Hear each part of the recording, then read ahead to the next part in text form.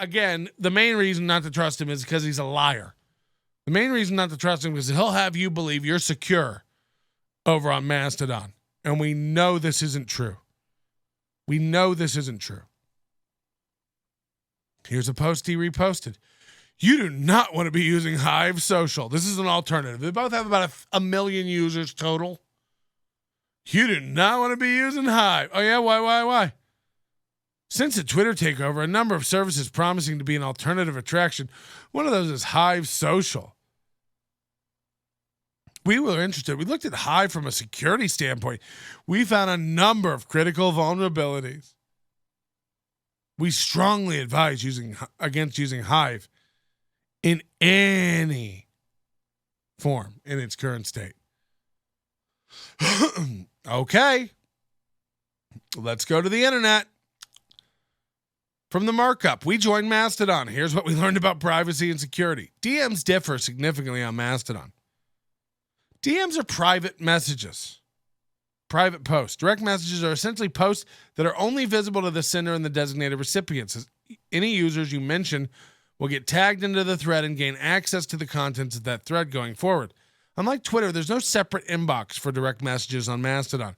So even though your direct message will only be visible to users you specifically mention using their handle, you will see the message on your timeline. An @ symbol below the message will designate it as a post between you and users mentioned, whereas an Earth icon indicates a post that is in public view. DMing someone on a different server allows admins to see your DM. The privacy policy on friend.camp, do you hear this? Warns its users about sending direct messages to users on other instances. So now you can't reach. The whole thing was like, this is decentralized and it's going to be great. Nobody controls it. It's like, oh, but watch out. Don't send a message to somebody not on your server, which again, how many people are on your server? 86,000? Great, dorks. Friend.camp warns it. You got friend.camp, lawyers online.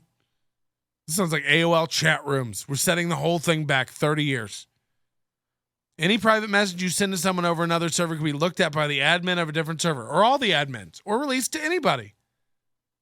Posts, DMs included, are not end-to-end encrypted by default. When you're about to message another user in Mastodon's web interface, it warns posts on Mastodon are not end-to-end encrypted. Do not share any sensitive information over on Mastodon. So same as Twitter, but worse. Same as Twitter, but not as trustworthy. Cool.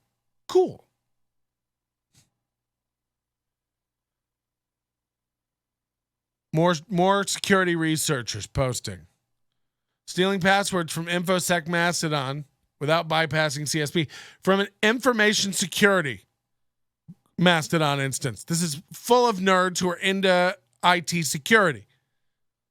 This is the story of how I could steal credentials on InfoSec Mastodon with an HTML injection vulnerability without needing to bypass CSP. Everybody on our Twitter feed seemed to be jumping ship to infosec.exchange Mastodon. So I decided to see what the fuss was about. After figuring out exactly what you have to do and have loads of @ symbols in your username, I began to look at how secure it was. If you followed me on Twitter, you'll know I like to post vectors and test the limits of the app I'm using. Today was no exception. He posts this.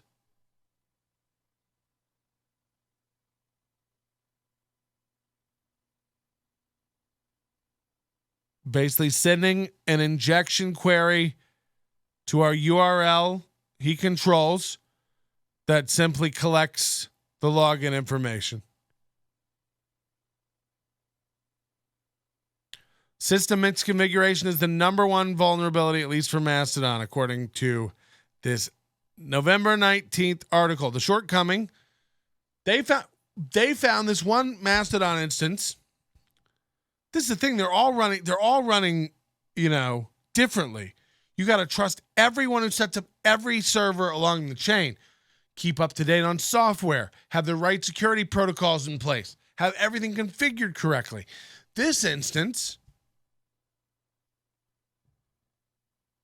everything's stored on S3, on Amazon S3 and CloudFront. They find out this S3 bucket completely insecure. So now every post, private, public, there's no difference really on the server. It's just who can view It's all controlled by viewing permissions. They're just in this S3 bucket and perfectly viewable and downloadable and savable to the public. You can query an index and get the contents of it.